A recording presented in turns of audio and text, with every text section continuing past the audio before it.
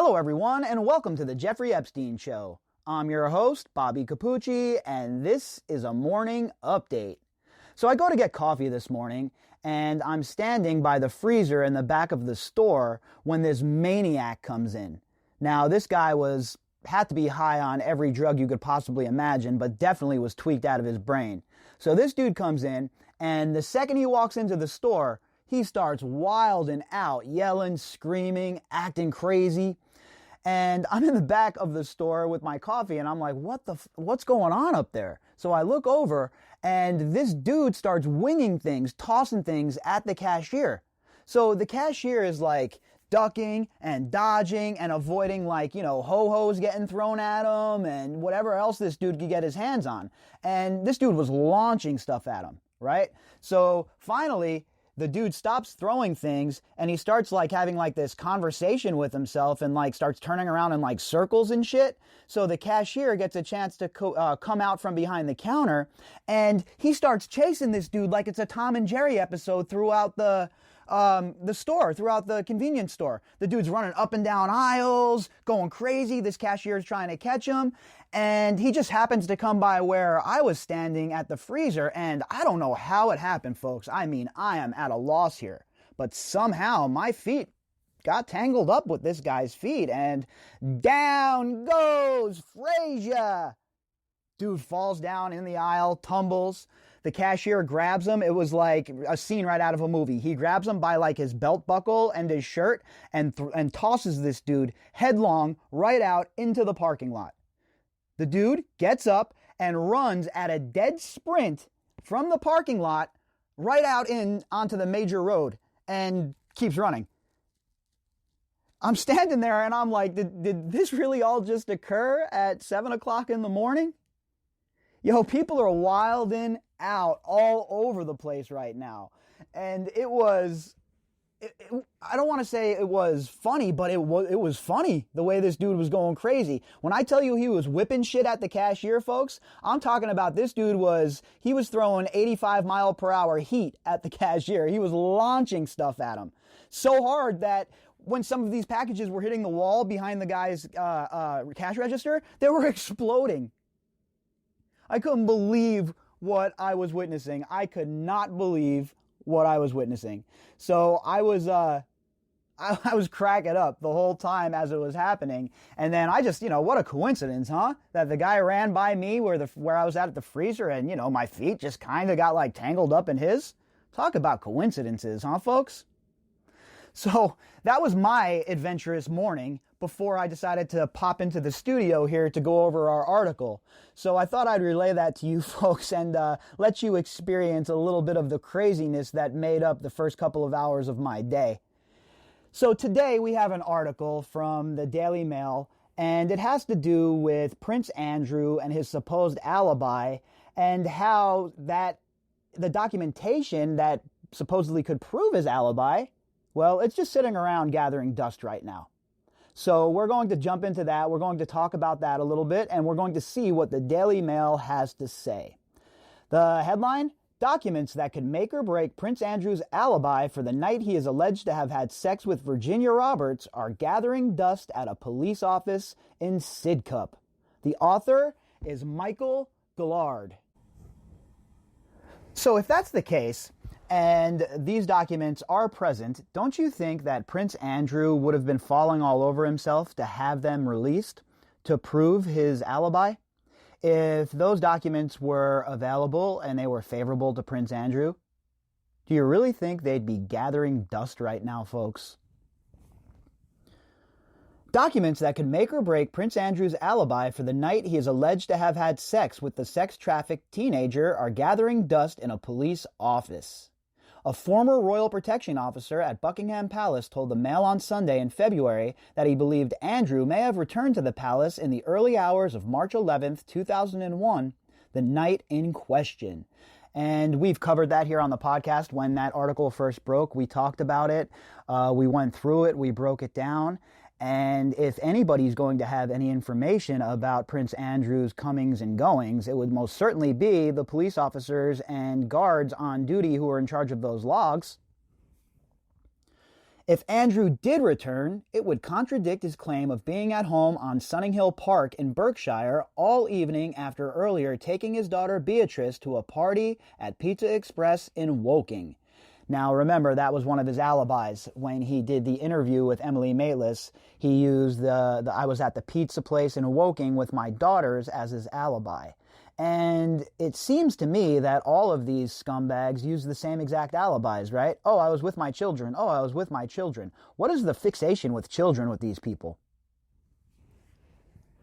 Virginia Roberts alleges she was coerced by pedophile billionaire Jeffrey Epstein into having sex with Andrew in London when she was 17.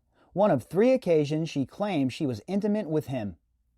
And again, we don't need to beat the dead horse here with Virginia's story when it comes to the Joe Exotic of the Windsor family, but it has to be said, right? It has to be said that everything that Virginia has brought to the table so far has been credible. Everything that she has talked about has turned out to be credible. So all we can do is follow the evidence, right? And when you look at what Andrew has provided, and you look at the evidence provided by Virginia Roberts that has been corroborated time and time again, well, it's kind of hard to try and defend the Joe Exotic of the Windsor family. It's kind of hard to not believe Virginia, unless, of course, you're just going for the cognitive dissonance route, because if that's what you're looking for, well, you're doing a fantastic job. The Duke of York has strongly denied having any sexual contact with Miss Roberts. In the exclusive interview with the MOS, the Royal Guard said Andrew returned to the palace in his car early one morning and allegedly harangued officers for not opening the gates quickly enough. Now, I think it'll be important to see these logs, but who knows if they're going to be messed with? Who knows if they're going to be altered? And it sucks that we have to be cynical like that, right? It sucks that we have to be skeptical of the authorities, but their track record has proven time and time again that they cannot be trusted in this case. The officer suspects the episode, which he said was logged, happened on March 11th, 2001. And again, all of this evidence, right? People could look at just this bit of evidence and throw it out the window and say, circumstantial at best. And that's exactly what I would have done. If I didn't know about this case the way I do, if I wasn't so deep into it, researching it and trying to make heads or tails about what's going on, I would look at all of these singular acts and say to myself, that doesn't mean anything. That's not proof. Sure, it's circumstantial, but that's not ironclad proof. And for those of you who have been listening to the podcast, you understand that I like to operate in the realm of fact here. I like to operate from a place where we're building an ironclad case. I'll leave all of the salacious reporting to others. I will leave the newsletters to others, okay? You're never going to get none of that nonsense from me. This is about the story, this is about the case, this is about the survivors, this has nothing to do with anybody covering it. And the people who try and make it about them, they're pathetic. That's the way I feel about people who try and make this story about them, the Vicky Wards of the world and others. It's just gross on its face. See, personally, I never reached out to not one of the survivors, okay? Anybody who's ever contacted me about this case has reached out to me. And I started talking with Maria in January, folks. January. And I knew all the stuff that Maria was talking about all the way back in January. And I didn't say a word about it because it's not my story to tell. It's not about me. It's not about anybody else covering this case. And anybody who acts like it is, they're a clown. Point blank, period. He asked the Metropolitan Police on February 22nd this year to be given access to his personal file containing the duty logs for that night. And you know how that goes, right? You know that they're not going to give him them logs, especially if they prove that the Prince of Punk Asses, the Joe Exotic of the Windsor family, showed back up there, right? They're still trying to cover for this dude. There's no doubt about it. He should have received a reply within 30 working days, but heard nothing until last week, almost 100 days later, after he complained. And that's what they'll do. they'll get your request and they'll act like they're going to help you out, like they're going to get you the paperwork you've requested, etc., etc. But meanwhile, they drag their feet, they delay, and they hope you forget about it, or that you get too frustrated and you don't pursue it anymore. And a lot of times that's the case, right? People don't have all the time in the world to focus on things like this. People have lives. People have other things to do. People have to make a living. People have to feed their family. And that's what they rely on. They rely on us being so busy with real life, being so busy with just trying to maintain, that we can't dig deeper, that we can't go the extra mile and pull the layers back of the onion to expose the skin. Well, for a long time, they were right. But now, there is a great awakening happening. And my dad likes to call it the American Spring, and I really agree with what he's saying. And you see it on the streets of America. Condone it or don't condone it, what you see is righteous anger. What you see is people who have had enough. And it's getting to be like that in every aspect of society throughout the Western world. People are tired of their government shitting on them. And there is no better example of that than what the government has done to these survivors time and time again. A caseworker at the Met's Information Rights Unit, based in Sidcup, southeast London, confirmed that the officer's personnel file was sent there by the Royal Protection Squad more than 2 months ago, but had gone unread because of the COVID-19 lockdown. Now look, folks, enough with using the COVID-19 lockdown as an excuse to hide shit. These governments will grab onto whatever bit of power that they can, and they will never let it go. They will never cede the power once they have it. And they will use things like COVID-19 and this pandemic to continue to lie to us, to continue to avoid transparency. And the sad shit is, folks, the sad thing is, we just let them do it. Nobody calls them out. Nobody's ever enraged. Nobody ever forces the issue.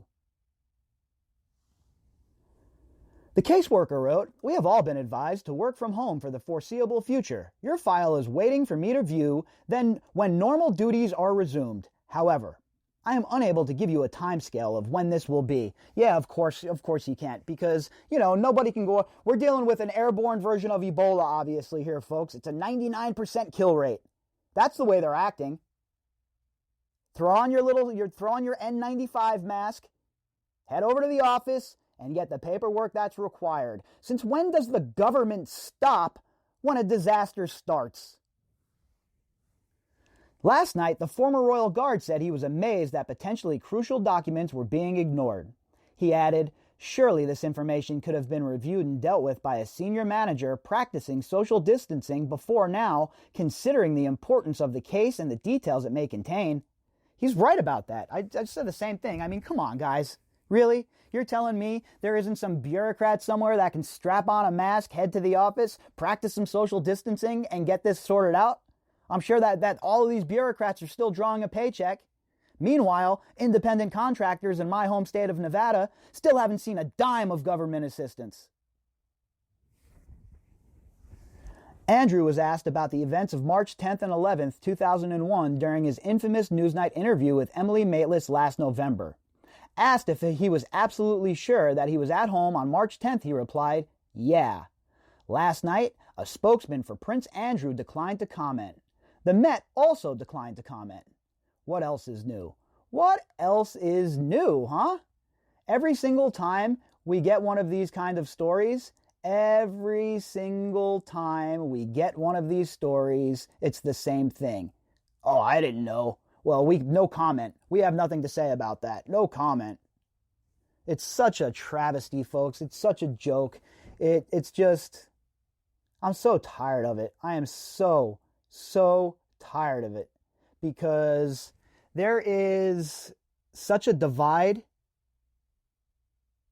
between us and them, and when I say them, I mean so-called polite society, that it's impossible to bridge that divide.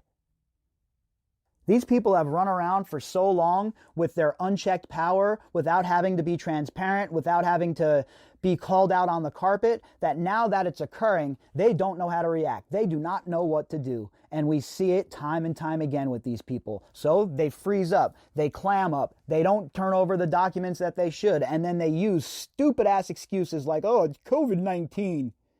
Stop it, all right? It's not COVID-19 that's stopping you from getting those documents. You do not have the will to do it. And those above you, they're scared what those documents might prove. So let's keep them in the dark. Let's not open the shade. Let's not show the public what is really going on. And if that's the case, and if that's the route that they attempt to go, it is not going to end well for them. Because even without this document, the circumstantial evidence alone is as high as Mount Everest. If this wasn't a regular man, not a prince, this dude would have already been in bracelets. But again, the two-tier justice system rears its ugly head. One set of rules for them and another set of rules for you and I. Personally, I'm pretty sick of it. And I think that that is the overwhelming feeling with the majority of people at this point. How long are we going to let these people get away with things like this? How long are we going to let them skip out on justice? How long before they are all arrested? That's the question I'm asking. That's what I want to know. Plenty of time right now to arrest these people. What are you waiting for? Get to work, Mr. Berman. The SDNY, Maureen Comey, all of you get to work, because so far you have put forth a piss-poor performance, and it's obvious to everybody who is watching. If you'd like to contact me, you can do that at bobbycapucci@protonmail.com. That's BOBBYCAPUCCI@protonmail.com. If you'd like to find me on Twitter, you can do that as well. BOBBY_CAPUCCI. All right, everybody, we'll be back later on with some more. Hope you all enjoy your Sunday.